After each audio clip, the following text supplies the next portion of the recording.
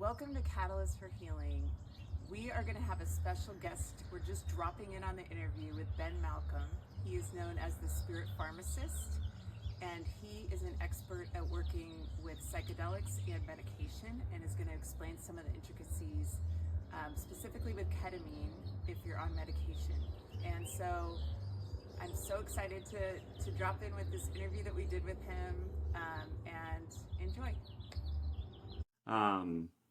So I think that Well, and I those are a think, couple of and I think things. one Yeah. other thing to consider, and thank you for sharing that because I think that's helpful for people to think about how to do tapering really slowly and wisely. And another piece to consider is how long you've been on the medication. Because I know for my experience with you and talking it through, I was on 3 very heavy doses of medications for 20 plus years. So tapering has been a very, very slow process because it's not for the faint of heart. I mean, there really is like side effects at each level that I just went from 20 to 10 on Cymbalta, which I started at 80 20 years ago.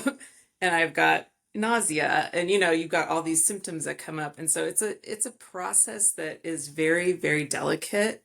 And that's why I'm just so thankful that you are a resource for people because definitely talk to your psychiatrist about it, but get second opinions too, because I was on with my psychiatrist being rushed to taper more quickly and really destabilized because of that.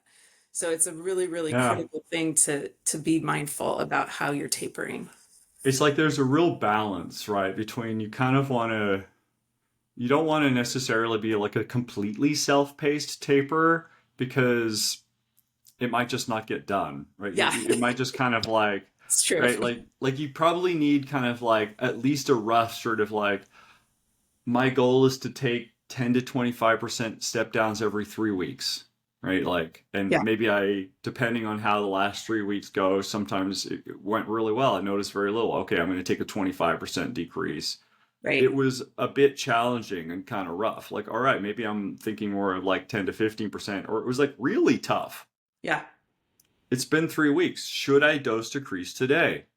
yeah, Maybe I've got stressors going on, right? Maybe there's other things, because life happens when you're tapering antidepressants, unfortunately. It's not like you just push pause and all of the other responsibilities and things that could potentially kind of stress you out or something, just kind of like take a break for a moment while you taper, right? right. So you sort of have to be able to continue coping at Hmm. the same time.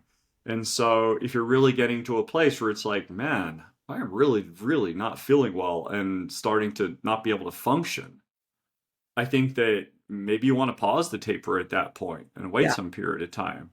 And at the same time, a completely self-paced taper is like, hey, when you feel good enough to take a step down, take a step down. It's like, right. well, man, like that day might not come, right? Yeah, There's a there's a psychology to deadlines that helps human beings accomplish stuff, yeah. you know.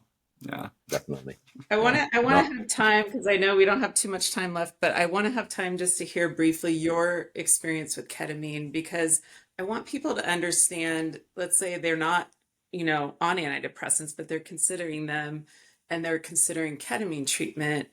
Like maybe share a little bit personally of what you experienced with ketamine or what you see as the benefit of them starting with ketamine versus antidepressants if they're struggling. Yeah, it's just like really interesting, right? And I think that we're in a new day and age as far as the psychedelic treatments or the psychedelic therapies. Like I really don't see it as just sort of like a romantic thing to say. Like I think we really are in like a new Yeah. paradigm of Yes. like psychiatry and mental health healing and things like that. A paradigm where we have tools that might be able to rapidly and robustly change how people think and feel, whereas the traditional options has been, well, why don't we start this antidepressant and it's going to slowly take effect over the next few weeks. And if it works, great. And if it doesn't, you'll have a physical dependence upon that by the time that you want to try a different option. And you might just have to add on, even if it doesn't really work. Right. And so that's sort of like the standard kind of thing. So I'm sort of scratching my head, sort of thinking, all right, like if I was writing a treatment guideline or algorithm, what would I do? Put people on long, slow acting kinds of drugs where I have to wait weeks to find out and they establish a physical dependence in the interim?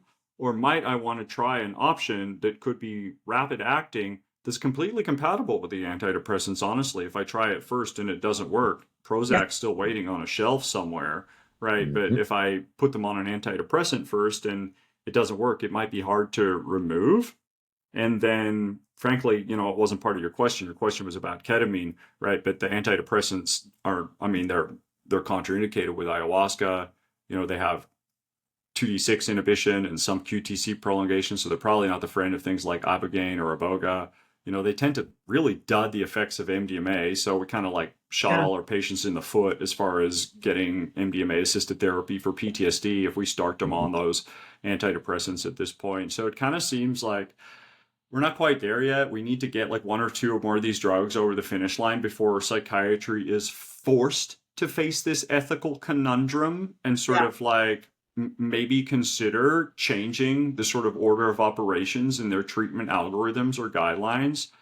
But I'm not holding my breath because all the studies are for treatment refractory illnesses, Right. right? And so from the angle of the insurance and whatnot, they're probably going to be like, well, you have to fail these and prove that you're treatment refractory, right? Or all the initial studies with ketamine that the National Institute of Mental Health did between like 2000 and 2010 with IV infusions, right? Were essentially without antidepressants or washing people out of their antidepressants. And now ketamine or Spravato gets approved, and it's literally approved for depression adjunctively to an antidepressant. And I've met people that seriously start ketamine and they're on some kind of antidepressant, they feel better and they stop taking it, and then the Spravato clinic says, oh, you can't be a part of the Spravato clinic anymore, you have to restart the ineffective drug, and we won't even give you ketamine unless you're taking these other sorts of agents, right? So it's like become this kind of like, oh, because of the way Spravato is indicated, we're just going to ball and chain them to the antidepressant, even when it's not working, and ketamine just provides the benefit in of itself.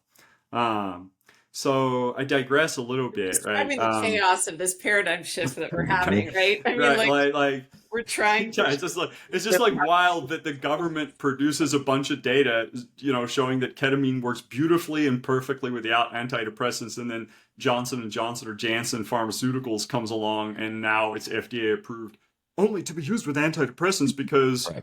what's going to happen if they get better without one? Right. There's arguments to be made, right? They're on an antidepressant at baseline, you stop it, you destabilize them, you could have just gotten them better without that process. Like I get it. Like there are some persons that should stay on their antidepressants to receive ketamine because they're compatible and it's just not a great time to stop it and things like that. But right, like mandated to stay on it when it's not working. I mean, come on, like that's just, I mean, it's Ben, wasn't there ethically incorrect, right? Like, I mean, what? it's Yeah. just like it's just ethically, yeah. There's not really another way to say it. Wasn't that an arm of the study that proved? Isn't it somewhat new that there was a Spravato without the antidepressant was just pushed through, not FDA, but I thought it was a I'm pre-approval. not sure. I just know when Okay. Spravato was You have to approved, try. all of Yeah. a sudden You it try and became fail like to be an approved as an adjunct Right. to That's the existing standard. Yeah. antidepressant treatment, and they Mhm. have REMS and things like that. Oh So yeah. it's like they're getting like watched in that kind of like way. But Right. my experience, right, is like, I mean, I mean, like I said very, very briefly at the beginning, I was interested in psychoactives as a young person. It inspired me to study pharmacology at UC Santa Barbara. And so I discovered the serotonergic psychedelics like relatively early in my Mhm. life. I found psilocybin mushrooms and MDMA in those undergraduate kind of years. But ketamine really wasn't around at that point at all. And so I really didn't try it. And I would say like throughout my 20s, going through my training, my education, like even through the psychiatric pharmacy thing where, okay, like in my psychiatric pharmacy residency, I was actually at a practice site of like Dr. David Feifel. He has a Kadima neuropsychiatry. He does studies with MindMed now. He's like really doing a lot of cool stuff with LSD and MDMA and like okay, so it's like I was in the right clinic. Yeah. Right, but it was like a ketamine clinic, and even through that, like looking through the patient records, seeing the depression scores go down, like things like that, I'd already, I kind of had a chip on my shoulder around the pharmaceutical industry already by that point, and things like that, and so there was a bit of like a, like the ketamine's like the bastard addictive stepchild of serotonergic psychedelics that's addictive, and psychiatry will allow it. We're like the real entheogens, like the good ones, are restricted up here. So like you tell yourself these stories about different agents and things like Right. that. And so I finally got around to trying it, and boy, was it just some of the most like deepest, profound experiences that would circle me back like really immediately, really immediately to like UC Santa Barbara in my teenage years, like was kind of like Yeah. the first parts of like ketamine use. But I would say that as I finished undergraduate, something happened. I had some wound. I don't exactly know why. I think some misalignment from just the toxic masculine culture that adolescent boys need to be raised in America was like part of it, like bros over hoes, and just a lot of like horrible, horrible, horrible things, right? Like if you're like, I sit around and think about it now, it's sort of like, wow, those are the things that were just flying around that were said, and the attitudes that were had and things like that. And it's just like, how sick, overall, like no wonder, right, that it's difficult to get your North Star right if you're, a young male in this world and things like that. Um, I was on the swim team at UC Santa Barbara. I swam for all 4 years, and then I stopped. Well, I mean, I didn't stop swimming or working out. I was still beach lifeguarding. I was running, things like that. Hmm. But I believe I probably lost a lot of core strength in a short period of time, like overall. I was working as a pharmacy technician, and I'm quite tall, and they store the bottles like on the ground for some reason, right? The shelves are like all the way from like the ceiling to the floor. Right. Right. So it's like half the day I'm just like bent over on the ground. The countertops were not made for a person of my height, like in that pharmacy that I was in. Right. And so I developed this like spastic back problem. Hmm. Right. And I never really went to doctors to get it worked up because it was a traveling pain. It wasn't in one specific place or location, which really made me think like, yeah, it probably isn't structural. It's probably some kind of, I don't know, psychospiritual thing. Like I don't know what it is, right? And I really didn't want to go to doctors about it because I mean, this is 2010 now, right? So we're at the absolute like peak of the oxycodone epidemic Yeah. and things like Right. that, right? So I'm sort of like, if I go to a doctor, I'm going to get opioids or recommendation for surgery. And neither of those things is how I want to manage this problem because I mean, I really don't want to be taking opioids chronically. I don't think that's going to help or solve it. And I think that probably one surgery will just lead to some other surgery in a few years and things like that. So I don't really feel like I was just reviewing the evidence base for those things, and I was kind of like, it seems like a lot of the time the initial back surgery leads to a string of back surgeries, and it also seems that using opioids to manage a chronic musculoskeletal pain is a bit of a trap. So I don't think I really want to go down those roads. And the only thing I could find relief with at that time was Bikram yoga. Hmm. Like there was something about Bikram yoga that I would do, and I could get some 24, 48-hour level of Hmm. relief. But that entire decade, my 20s, like once a year, I would get this just horrible spastic back pain episode, which would Hmm. literally leave like I don't want to say like 11 out of 10 pain, but I really remember being on the ground in total agony and just sort of thinking, I can't get up and roll over without triggering this back pain spasm. So I think I'm just going to lay here for another 10 or 20 minutes and then try, because trying right now is just like not something Right. that my body can really even like tolerate like overall. So it's been like a month like going through that. And then it would sort of settle down a little bit, but not go away. Like I still couldn't do a sit up. I was moving in sort of strange ways to like guard whatever things. And so as I like got later in my 20s and my 30s, I noticed that sort of like, man, my posture is like really kind of like weird. It's like I have this almost like, it feels like almost like a ball of like steel like in my like abdomen that really like it's like painful to like push on it and like palpate it in like some way. And I just started to get the sense that like maybe this is what it is. Like maybe it's like maybe the back pain is like referred from whatever is like stuck in my like viscera in this sort of like abnormal ball of like energy that is just there all the time. Um Maybe it could be worked out in some way. Hmm. And so I would find different things, you know. Okay, you can lay on the acupuncture mat, and okay, it kind of like you feel some of the nerves in your back kind of go.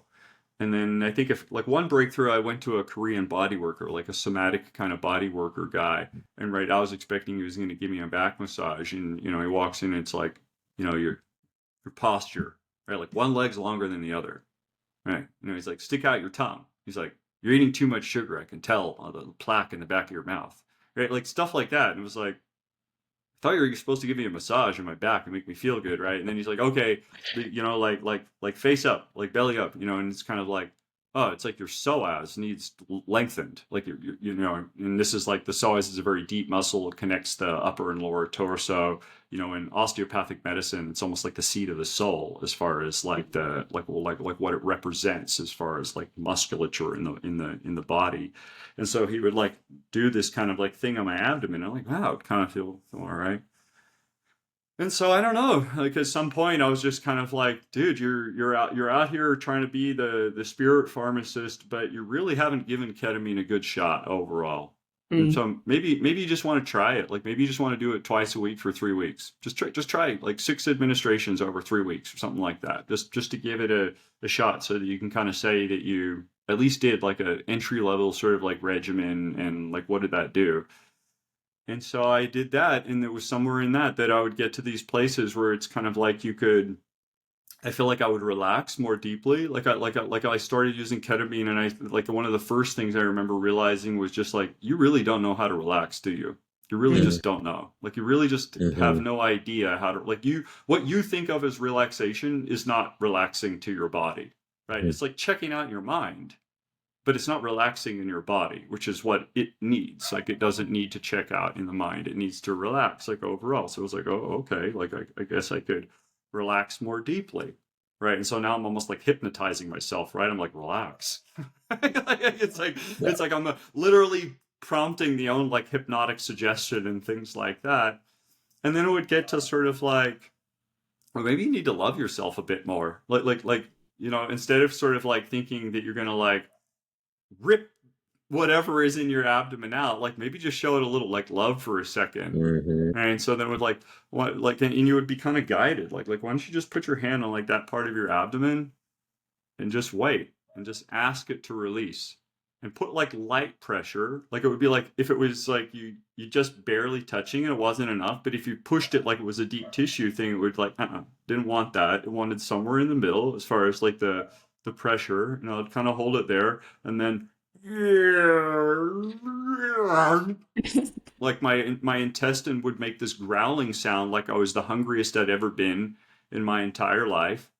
And then I would feel better, and I would be guided to a different part, and different parts of my abdomen, intercostal muscles up underneath the rib cages. Right. And there was something about, I think that the anesthetic and the analgesic effects of ketamine that, okay, it allowed me to relax in the mind, but it also allowed me to really like dig in and push into areas of my body that I normally wouldn't in a sober sort of waking state or even with some other type of serotonergic psychedelic. And it would allow me to like get the places that needed to be gotten. And it would be like, you know, you were like,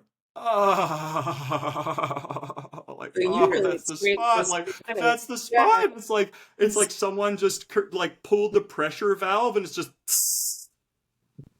That's really cool. and so that lasted some period of time, and then the intestinal growling stopped and the back pain went away, and then I started doing sit-ups and lifting weights in the ketamine sessions. Wow.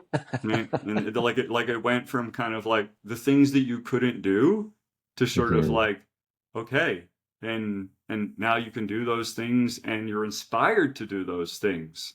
Your body wants to do those things. Oh my God. To do sit-ups again. What a pleasure after being a competitive athlete from age 8 to 22. Like what a pleasure.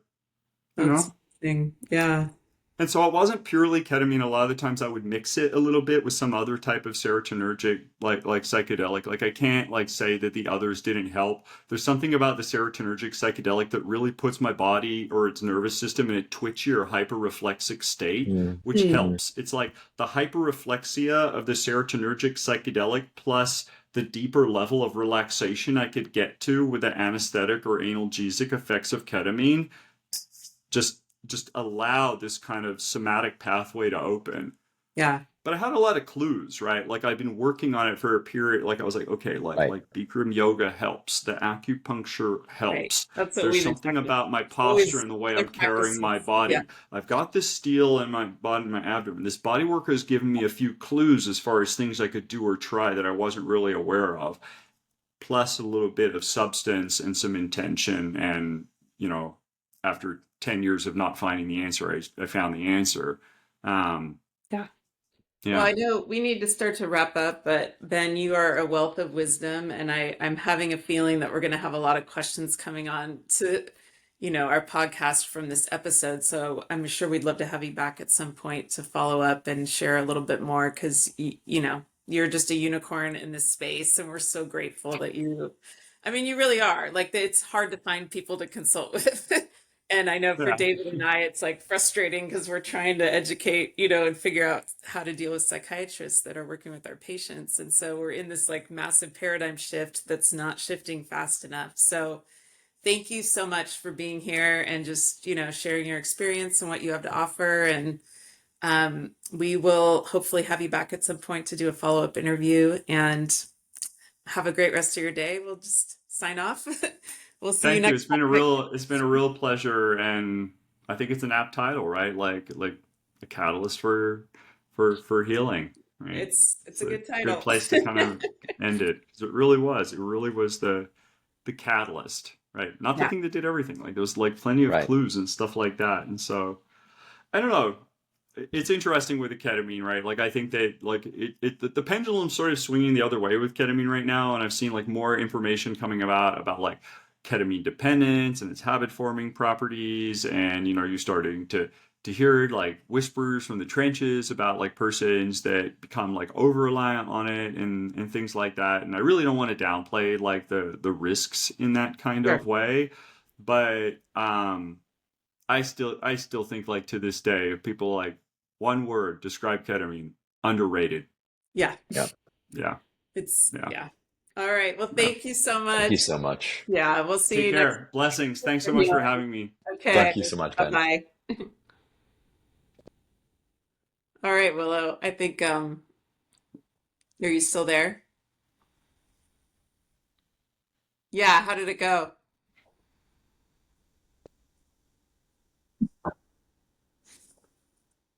I saw the 5, 4, 3, 2, 1 and I got nervous. I was like, was I'm it down. just starting then?